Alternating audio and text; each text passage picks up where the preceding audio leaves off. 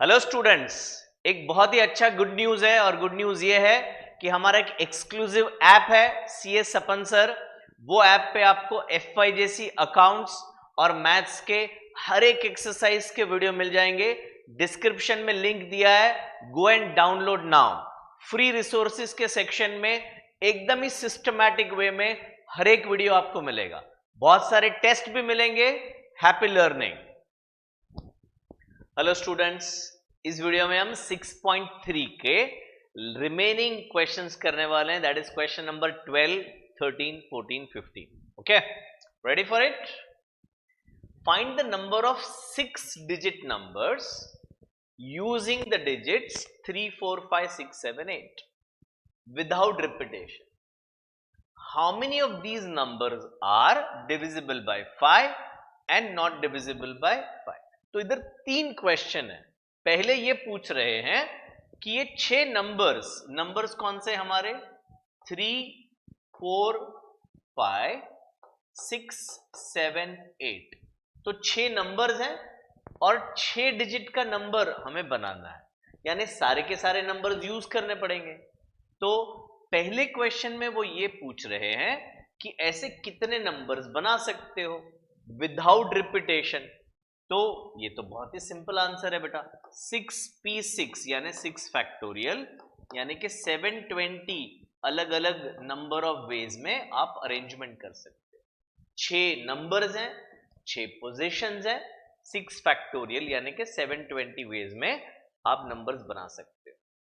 अब second, divisible by 5। तो अभी डिविजिबल बाय 5 के लिए 1, 2, 3, 4, 5, 6 आपको पता है। डिविजिबल बाय 5 के लिए ये 5 नंबर्स में से अगर नंबर 5 यूनिट प्लेस पे आया, ये यूनिट प्लेस है, नंबर 5 अगर यूनिट प्लेस पे आया, only then all these numbers will be divisible by 5, otherwise no. Now number 5 unit place पे एक ही तरीके से आ सकता है, सो वन वे। अभी बाकी बचे कितने? 5 लेटर्स बचे, 5 डिजिट्स बचे। 5 डिजिट्स 5 पोजीशन पे 5p5 यानी कि 5 फैक्टोरियल वेज में आ सकते हैं। तो इसका आंसर होगा, कितना होगा बेटा? 5p5 5 फैक्टोरियल होता है 120 numbers will be divisible by 5। Okay, इसको आप दूसरे तरीके से भी देख सकते हो। 720 को आप 6 से डिवाइड कर दो तो 120 आता है, यानी हर नंबर हर पोजीशन पे 120 टाइम्स आने वाला है। तो 5 नंबर यूनिट प्लेस पे 120 बार आने वाला है और वही सारे नंबर्स 5 से डिविजिबल होंगे। Next, not divisible by 5। अब ये तो बहुत आसान हो गया। 720 टोटल नंबर्स हम बना सकते हैं, out of that 120 divisible by 5 है, तो मैं इसको ऐसे कर दूंगा 720 माइनस 120 यानी 600 numbers will B not divisible by 5। 720 minus 120 600 numbers होंगे जो डिविजिबल बाय 5 नहीं होंगे। ये एक तरीका। दूसरा तरीका इसको समझने का, 1, 2, 3, 4, 5, 6। तो यहां पे अगर 3, 4, फिर 6, 7 और 8, 3 और 2 5, यानी कि अगर ये फिलअप किया 5 वेज में, 5 वेज में, और ये आ गया 5 फैक्टोरियल, तो 120 इंटू 5 600 वेज में जो नंबर्स बनेंगे वो डिविजिबल बाय 5 नहीं होंगे। देखो गौर करिए, हमने यहां पे नंबर 5 नहीं लिया, तो नंबर 5 को छोड़ के कोई भी आ जाएगा, तो ये जो टोटल नंबर बनेगा वो डिविजिबल बाय 5 नहीं होगा। ठीक है, तो either of the ways you can solve this question. Question number 13, a code word is formed by two distinct English letter। ये वर्ड बहुत काम का है, two distinct English letter। distinct यानी सेम लेटर दोबारा रिपीट नहीं होना चाहिए, followed by two non zero distinct digit. यानी एग्जाम्पल लेते हैं, AB15, ये एक कोड है AB15। तो ये कोड चलेगा? हाँ चलेगा। ये दो डिस्टिंक्ट लेटर्स हैं और ये दो डिस्टिंक्ट डिजिट्स हैं। Find the number of such code words, तो इसको ऐसे डिवाइड करना है। तो यहां पे कितने अल्फाबेट्स आ सकते हैं? तो पहले में 26 आ सकते हैं और दूसरे में 25 आ सकते हैं, क्योंकि रिपीटेशन अलाउड नहीं है। इधर फॉलोड बाय 2 डिजिट्स तो 1 से लेके 9 टोटल 9 डिजिट्स है। 0 नहीं चलेगा, मना किया है, नॉन जीरो। 1 2 3 4 5 6 7 8 9, तो 9 डिजिट्स आ सकता है। जो यहां पे आ गया वो दोबारा नहीं आ सकता है, तो इंटू 8। तो ये आपका फाइनल आंसर है ना। इसको आप शॉर्टकट में ऐसे भी लिख सकते हो, 26p2 इंटू 9p2। ओके, तो इसको सॉल्व करोगे, जो भी आंसर आएगा वो फाइनल आंसर होगा। आगे पूछते हैं क्या है, also find the numbers of such code words that and with a even digit, है ना। तो मैं एक काम करता हूं, मैं कैलसी पे पहले इसका कैलकुलेशन कर लेता हूं, क्योंकि मुझे आपको एक शॉर्टकट भी दिखाना है। तो ये आंसर आया है 46,800 टोटल कोड वर्ड्स बनेंगे।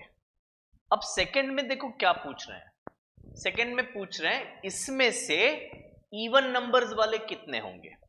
तो पहले अल्फाबेट्स के लिए तो कोई कंडीशन नहीं है, तो ये हो गया 26p2। अभी जो बाकी के डिजिट्स हैं उसमें इवन नंबर्स, तो इवन नंबर्स हुए आपके 2 4 6 और 8। तो 4 वेज में यहां पे नंबर्स आने चाहिए। यहां पे कितने आ सकते हैं, तो ये 4 में से कोई एक नंबर यहां पे आ गया, तो 3 नंबर बचे इवन वाले, और ऑड 5 नंबर्स हैं 1 3 5 7 9। तो 5 ऑड नंबर्स, 3 इवन नंबर्स, यानी total this can be filled in 8 ways. I hope आपको समझ में आ रहा है। वापस एक बार देखते हैं, 2 4 6 8 में से कोई भी एक नंबर यहां पे चला गया, so the last place can be filled in 4 ways. अब 4 इवन नंबर में से कोई एक चला गया है, तो 3 इवन नंबर बच गए और 5 ऑड नंबर्स भी तो बचे हैं, तो this place can be filled in 8 ways. तो टोटल नंबर ऑफ वेज कितने हुए आपके, तो 26 इंटू 25 इंटू 8 इंटू 4, यानी 20,800 वेज हुए। ओके, अभी मुझे एक शॉर्टकट बताना है आपको। एग्जाम में तो आप ऐसे ही करिएगा, इधर आप ऐसे सोचिए 46,800 को आप 9 से डिवाइड करिए। 9 क्यों, टोटल 9 नंबर्स है इसीलिए, तो 5,200 आता है। यानी हर एक नंबर ये लास्ट पोजीशन पे 5,200 टाइम्स आएगा। तो इवन नंबर कितने हैं, 4 है, इंटू 4 किया तो 20,800 नंबर्स इवन नंबर्स होंगे, और अगर 5,200 इंटू 5 किया तो 26,000 नंबर्स ऑड नंबर्स होंगे। 26,000 प्लस 20,800 इज 46,800। ठीक है, तो ये थोड़ा एक अलग नजरिया आपको दिया ये सम करने का। ठीक है, आगे बढ़ते हैं। क्वेश्चन नंबर 14 क्या कहा है, find number of ways in which 5 letters, तो ये हमारे कवर्स हैं 1 2 3 4 5, ऐसे 5 लेटर्स हैं। इधर मैं लिख देता हूं 1 2 3 4 5, 5 लेटर्स हैं। आज की दुनिया में कौन लेटर लिखता है, ईमेल कर देते हैं हम। ईमेल भी कहां करते हैं, अभी तो व्हाट्सएप करते हैं। व्हाट्सएप भी कहां करते हैं, अभी तो क्या करते हो, इंस्टा या स्नैपचैट। तो anyways we will restrict here. तो क्या कह रहे हैं, find number of ways in which 5 letters can be posted in 3 post boxes. तो ये पोस्ट बॉक्स बनाया है, post box number 1, post box number 2, post box number 3। और क्या कहा है, if any number of letters can be posted in a post box. तो मैं पहला लेटर लेकर गया और मैं सोच रहा हूं कहां पे डालूं, इधर या इधर या इधर, यानी फर्स्ट लेटर के लिए मेरे पास 3 चॉइसेस हैं, मैं यहां लिख रहा हूं। फिर मैं सेकंड लेटर लेकर गया, सेकंड लेटर के लिए भी मेरे पास 3 चॉइसेस हैं, and third letter and fourth letter and fifth letter. तो टोटल 3⁵ पॉसिबिलिटीज हैं मुझे लेटर पोस्ट करने की, 3⁵। इसको आप सॉल्व करोगे 3 3 9 27 81 243 वेज में आप लेटेस्ट पोस्ट कर सकते हो। ठीक है, चलिए question number 15, find number of arranging 11 distinct objects, 11 distinct objects taken 4 at a time so that a specified object always occurs। अब इधर मैं टेक्स्ट जो भी सॉल्यूशंस आपको मिलेगा कहीं पे भी, शाला या और किसी वेबसाइट पे, उससे मैं थोड़ा डिफरेंट तरीके से इसको सॉल्व करने वाला हूं। तो यहां पे मैं कॉम्बिनेशंस भी इंक्लूड करने वाला हूं। कॉम्बिनेशन अगर आपने नहीं पढ़ा है तो कॉम्बिनेशंस के थोड़े वीडियोस आप देख लीजिए हमारे चैनल से और फिर वापस यहां पे आइए। ठीक है, कॉम्बिनेशन में हम सिलेक्शन करते हैं और परम्यूटेशन में हम अरेंजमेंट करते हैं। यहां पर सिलेक्शन करने के बाद अरेंजमेंट करना है, ऐसे कहा है। देखो पढ़ते हैं, find the number of arranging 11 distinct objects taken 4 at a time, यानी 11 में से मैं 4 ऑब्जेक्ट ले रहा हूं और फिर उनको अरेंज कर रहा हूं। ठीक है, so that a specific object always occurs. तो इसको मैं ऐसे सोच रहा हूं कि मैं क्लास टीचर हूं, 12 बच्चे हैं और 12 बच्चे में से मुझे 4 को सिलेक्ट करना है और फिर अरेंज करना है। 4 को सिलेक्ट करना है और फिर अरेंज करना है। अब पहले पार्ट में क्या बोला है कि a specified object always occurs, तो वो 12 में एक जो स्टूडेंट है वो मेरा फेवरेट है, वो तो चाहिए ही चाहिए मुझे। सो मैं फर्स्ट वाला पार्ट कर रहा हूं। हाँ, फर्स्ट वाला, that one student is, I want that student, that is 1C1। उसको सिलेक्ट करने का कितना तरीका हुआ, 1C1 वेज में I can select him. Select permutation नहीं है, कॉम्बिनेशन है। सिलेक्ट किया उसको, तू आजा बेटा। अभी बच्चे कितने, अभी 10 बच्चे बचे हैं जिसमें से मुझे 3 को सिलेक्ट करना है। 10C3, 10 स्टूडेंट्स में से 3 को सिलेक्ट करना है। तो 4 सिलेक्ट हो गए। अब इनको जो सिलेक्ट किया है 4 बच्चों को, उनको 4 पोजीशंस पे अरेंज करना है। So that can be done in 4 factorial veg. तो ये मेरा तरीका है which is different from probably the text book. So 1C1 into 10C3 into 4 factorial, answer वही आएगा बेटा। सो 1C1 1 होता है, 10C3 के लिए 10 9 8 डिवाइड बाय 3 2 और 1 होता है। 10C3 का शॉर्टकट ये होता है कि 3 है तो 10 9 8। परम्यूटेशंस में हम सिर्फ इधर ही रुक जाते हैं, कॉम्बिनेशन में डिवाइड करना होता है 3 को 1 तक। तो 3 2 1 इंटू 4 फैक्टोरियल तो हमें पता है 4 3 2 1। सो 3 और 2 कैंसिल हो जाएगा, तो ये हो जाएगा 10 इंटू 9 इंटू 8 इंटू 4। तो कितना वेज होगा 10 9 8 और 4, 2880 वेज में ये हम कर सकते हैं। ठीक है बेटा, क्या किया हमने, पहले सिलेक्शन किया और जो 4 बच्चों को सिलेक्ट किया था उनको अरेंज किया। तो ये था ऑलवेज अकर्स। क्या, one particular object always occurs. ये जब हमने बॉयज का एग्जाम्पल लिया स्टूडेंट्स का, तो समझने में थोड़ा क्लैरिटी हुआ। तो ये चैप्टर हमेशा इमेजिनेशन के साथ आप सॉल्व करोगे तो बहुत अच्छे से समझ आएगा। ठीक है, सेकंड करते हैं, वही क्वेश्चन का सेकंड पार्ट है, that a one particular object never occurs. मतलब वो 12 स्टूडेंट्स में एक स्टूडेंट ऐसा है जिसपे मुझे बहुत खुन्नस है, पसंद ही नहीं है मुझे वो लड़का, तो वो नहीं होना चाहिए।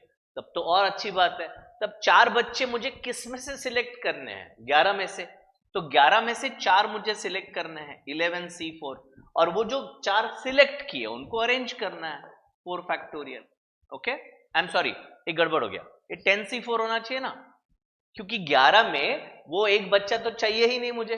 तो मुझे 4 सिलेक्ट किस में से करना है, 10 बच्चों में से, है ना। मुझे पहले लगा था 12 बच्चे हैं, पर कितने बच्चे हैं, 11। 11 में से एक को तो हटा दिया, चल बाजू पे तू, है ना, उसको बोला नहीं हमने, मन में ही उसको साइड पर रखा। तो 10 में से 4 सिलेक्ट करना है और 4 को जो सिलेक्ट किया है उसको 4 फैक्टोरियल वेज में अरेंज करना है। तो इसको अगर हम सॉल्व करें, 10 9 8 7, इधर 10C4 है तो 4 फैक्टर्स आ गए, और डिनोमिनेटर में 4 3 2 1 इंटू 4 फैक्टोरियल। तो यानी ये सारा कट हो गया, ये भी तो 4 फैक्टोरियल, वो भी 4 फैक्टोरियल है। तो 10, 9, 8 और 7 कितना आता है मल्टीप्लीकेशन? 10, 9, 8 और 7, 5040 वेज में ये हो सकता है। ठीक है बेटा, तो इसी के साथ हमारा जो 6.3 है वो पूरा एक्सरसाइज कंप्लीट हो गया है। अगर आपको पसंद आ रहे हैं हमारे वीडियो तो जरूर हमारे चैनल को सब्सक्राइब करिए, वीडियोस को लाइक करिए, कमेंट भी करिए। अगर कुछ गलत है, कुछ नहीं समझ में आ रहा है, फिर भी डाउट रह जाता है तो कमेंट भी करिए। Will be more than happy to help and support you in your studies. Thank you, see you in the next exercise, bye bye.